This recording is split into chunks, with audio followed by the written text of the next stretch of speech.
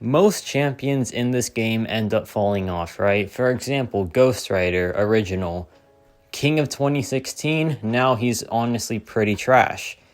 But one champion has only gotten better as time progressed, and it is Omega Red right here.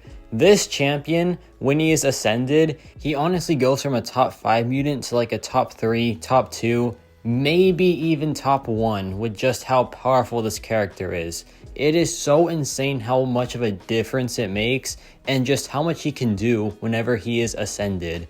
So yeah, Omega Red, when he has what he needs, is just such a powerhouse. It is just truly insane.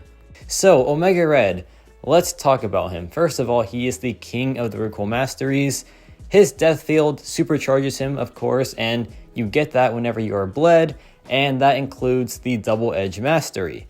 Now also, he has access to poison immunity. He has access to his tentacle hits, which ignore direct damage and degen, which is very, very strong. But the craziest thing is how this champion was made for lower health pools, but because of Ascension, because of just how strong he is, he can work for even like the 600,000 health pools whenever he is ascended.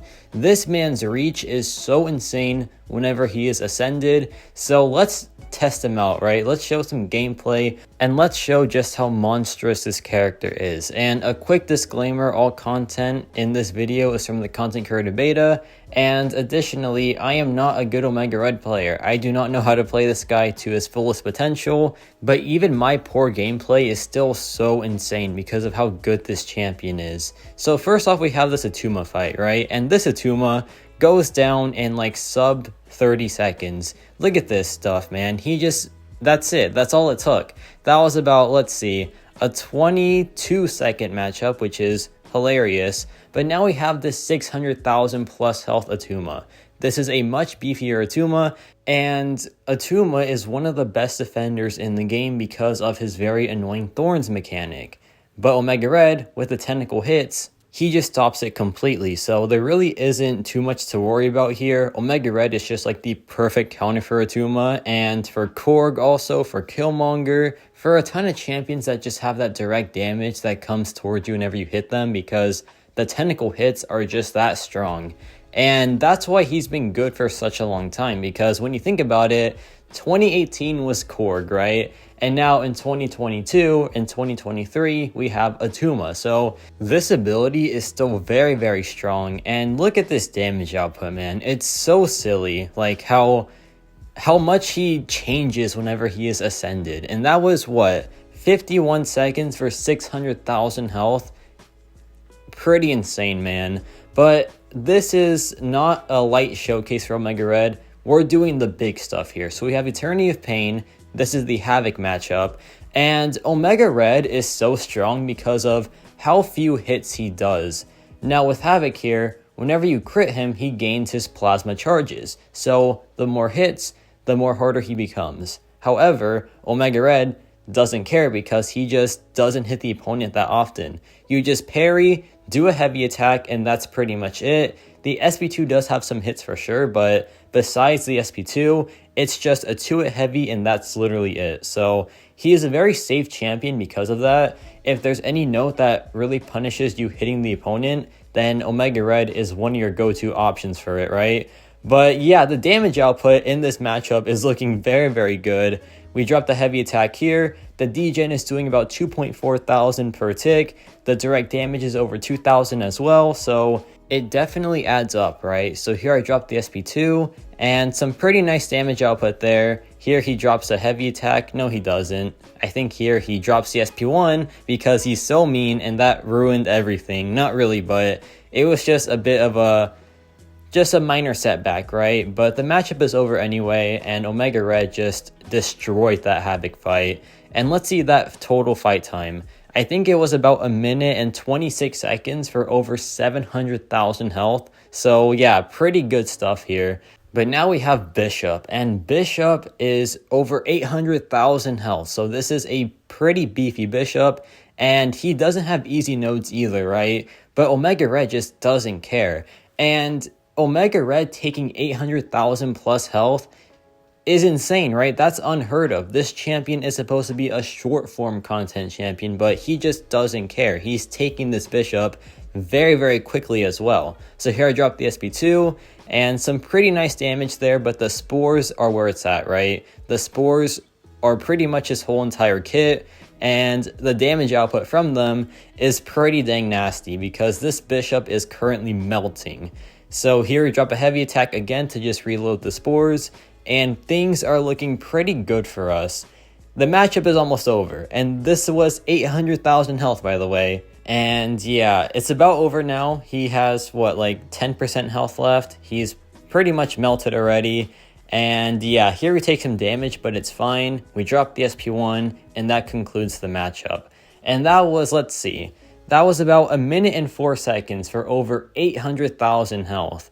And now we have this crossbones here that has biohazard. Now, biohazard with Omega Red is such a fun time because it means permanent death field.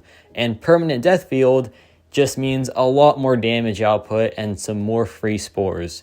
Now, I forgot to mention here that my synergies that are being used are Wolverine and Sabretooth. Now with Wolverine, I get plus 4% crit damage rating for each death spore, so that means it's up to 120%, which is very, very good. Also with Sabretooth, my death spores gain charges 30% faster, and they fall off 30% slower as well. So in like Alliance War or questing, these two characters are your main champions for Omega Red. These champions make him so crazy, and without them, he is still a very strong character, but with them, he is just something else, man. It is so good. But yeah, here I drop the heavy attack, and this is going very, very well. 16,000 medium attacks, and by the way, Omega Red is not known for his yellow numbers, so that's just an extra bonus on top of his already insane red numbers. And this matchup is pretty much over now. He's just getting melted, and like, we haven't lost a single percentage of health. So yeah, that is quite hilarious. Recoil gets me there, but it's whatever. And that was 1 minute and 19 seconds for that massive crossbones. But now we have some Gauntlet gameplay, and this is where things get really crazy. So we have this Gauntlet Terrax, and this fight is so goofy. Check this out, man. Just check out how crazy this matchup becomes. So here I can just build up my spores because he is super aggressive, and the tentacle hits actually help bypass the rock field, so there is that as well. But yeah, things get crazy here very quickly. Here I can just drop the SP2, and you see here we take no rock field damage at all. But then yeah, it starts to add up for sure, but that doesn't matter. We're still just doing our damage output. And now it's a race against the clock, right? Either my health goes down all the way or his, and so far he is winning, but not for much longer. Here I dropped the SP2, and no crits there, but it's still fine. This is just a really crazy matchup, right? But yeah, we get the rock field to expire, and now it's time to just end this matchup once and for all. But yeah, if Omega Red was not ascended here, he couldn't take this matchup because of the health difference and like the damage difference. So yeah, ascending Omega Red is such a good idea because of scenarios like this. Here I dropped the SP2, and the matchup is now over. And that was like, what, 1 minute for Gauntlet Terrax? Very good stuff. And now we have this Gauntlet Dr. Doom. And this is no easy matchup at all. This is honestly one of the hardest matchups in Gauntlet, but Omega Red doesn't care, man. He's Omega Red. Why should he care? And also, there is a node where you take damage whenever you are glanced, but Omega Red doesn't take the damage on tentacle hits. So he becomes a very good option for this Dr. Doom. And the block damage is pretty nasty, but that's where Ascension comes into play and gives us that massive health bump. So yeah, it just works out very well in the end, and he just destroys this fight. It's just wild, man, because you don't see Omega Red and think, yeah, let's use him for Eternity Pain and Gauntlet. You don't think that, but he works so well for it once he's at his full potential. And yeah, I did that move kind of smart because it kept me close to him. And with Omega Red, there is some stress with like staying close to the opponent, but once you master him, it really isn't that bad, and you learn how to adapt to it, right? But yeah, this matchup is going very well. I'm just playing it slow here now, and it works very well in the end because he is just melting, right? He's just taking damage, and we do not care about it whatsoever. So we do one more heavy, and that just seals the deal once and for all. And yeah, that was Gauntlet Dr. Doom, and let's see how much time. That was 1 minute and 12 seconds. Not too bad in the slightest. But now let's cool it down for a second, and let's just go into some story content. Let's just have some fun here. And Omega Red, of course, shreds this stuff. This is biohazard, so it is a very cheesy time for him. And just look at this damage, dude. Especially in these lower health pools, you really notice how strong it is. And yeah, this matchup is going to be done in a very short amount of time. But let's see here. I dropped the SP2, and this kind of just wraps it up, I think. Yeah, pretty much. And that's the end of the fight, just like that.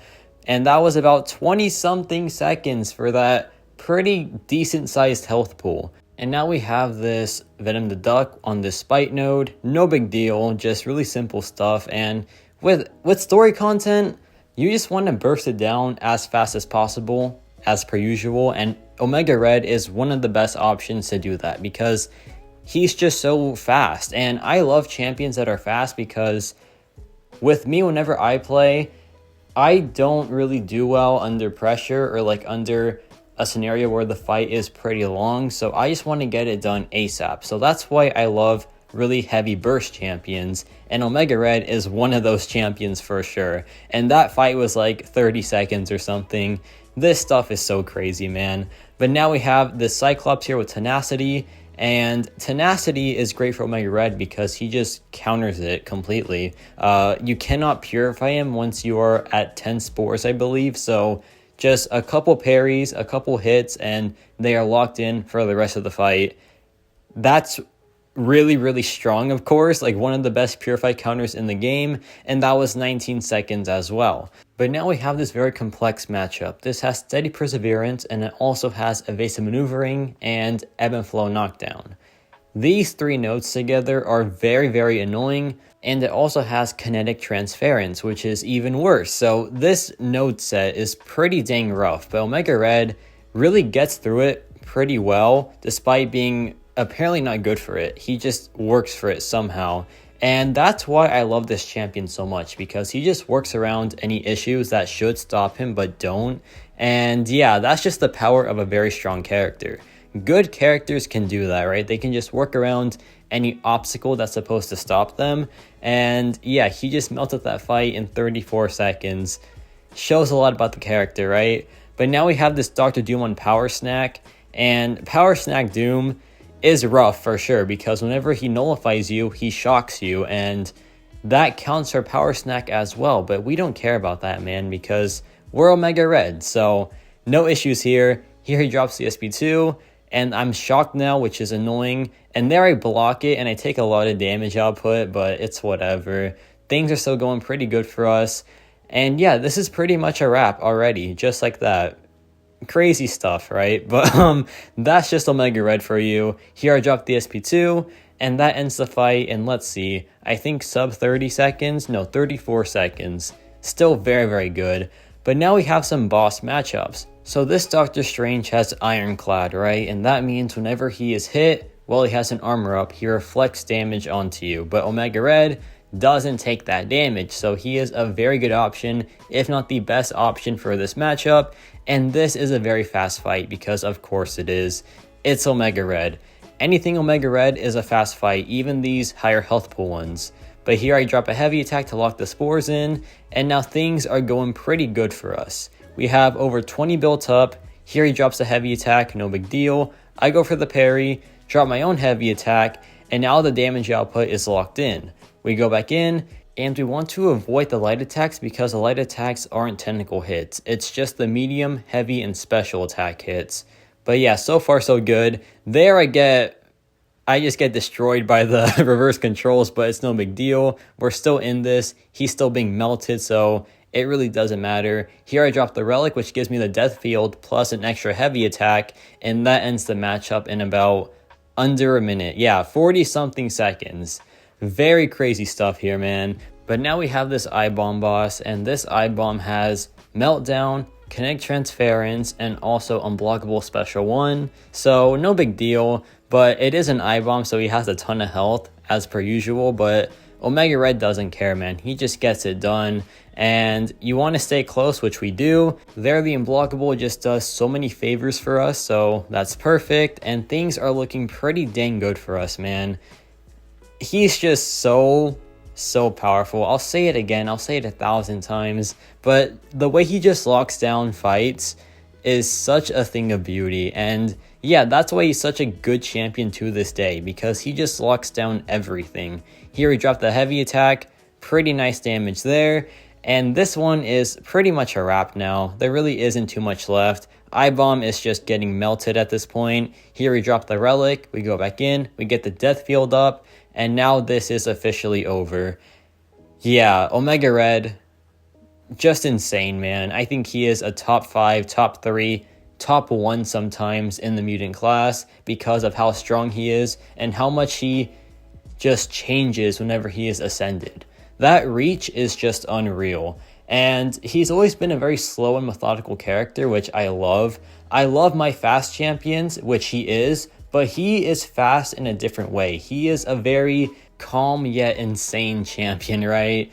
But let me know your thoughts on Ascended Omega Red, and yeah, that's about it for me.